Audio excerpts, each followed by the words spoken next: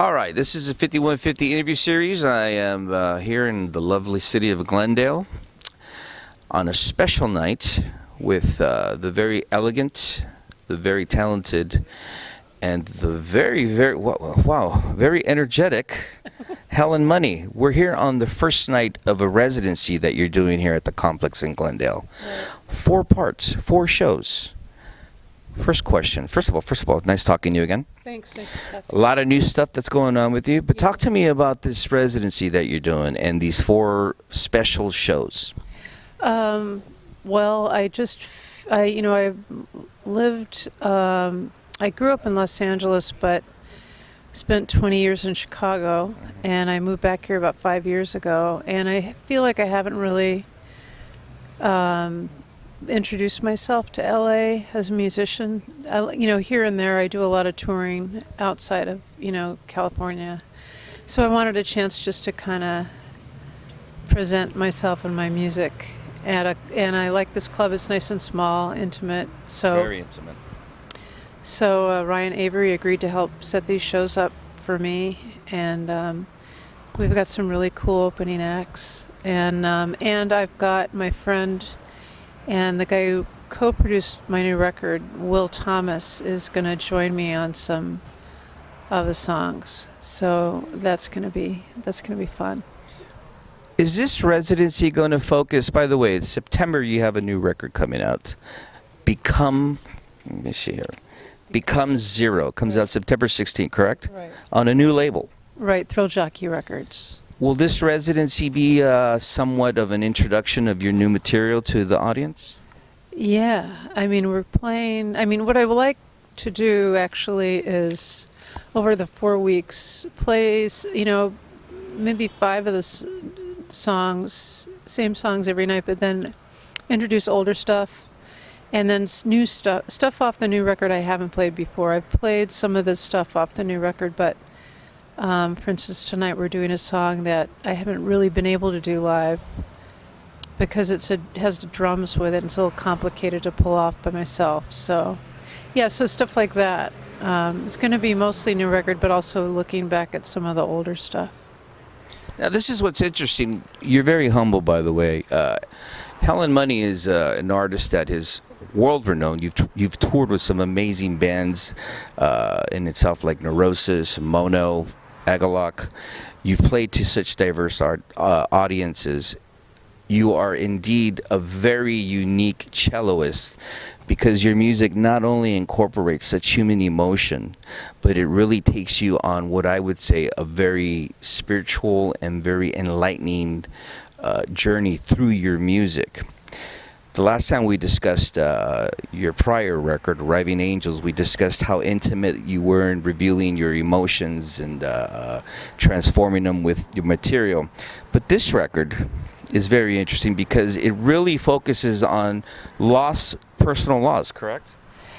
Well, when I write, I don't really, it's not programmatic, I guess. I'm definitely in a frame of mind when I write. And on this record, both my parents had passed away before I wrote this record.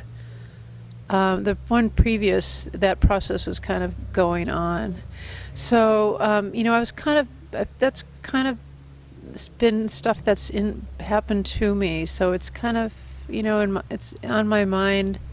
It's kind of the, I don't know, a form of grieving?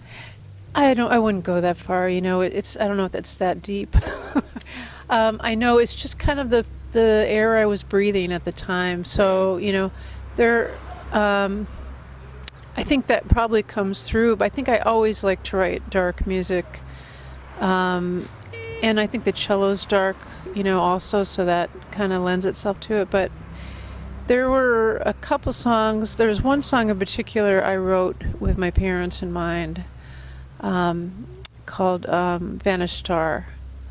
The others just kind of came from a place of, wanting to write songs that I felt were challenging myself, but also saying something, maybe taking my music a little farther.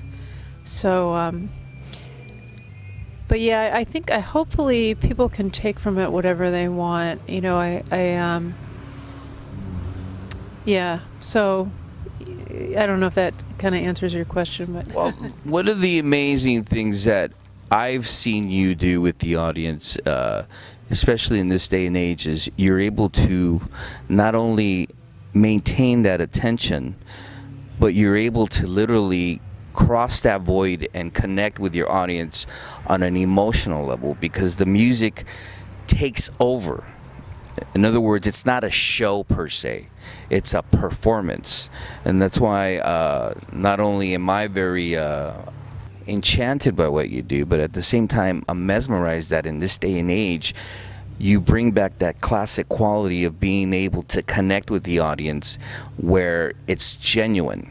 What I like about this record, aside from what you mentioned as far as taking it to whole other levels and also dealing with the loss of your parents, is that you're going on a whole other level. Talk to me about that. Is this just a natural progression? well, I'm glad you think that. I mean, I want to communicate with people. I feel like I'm really lucky that my audience is very open. You know, I feel like the great thing about metal audiences, they're pretty open-minded, and also they like to feel things. So I feel like we have that in common with each other, and I feel fortunate that they want to hear what I have to say. So um, hopefully as keep maturing as a writer and a player, I'll be better able to say what I'm trying to say.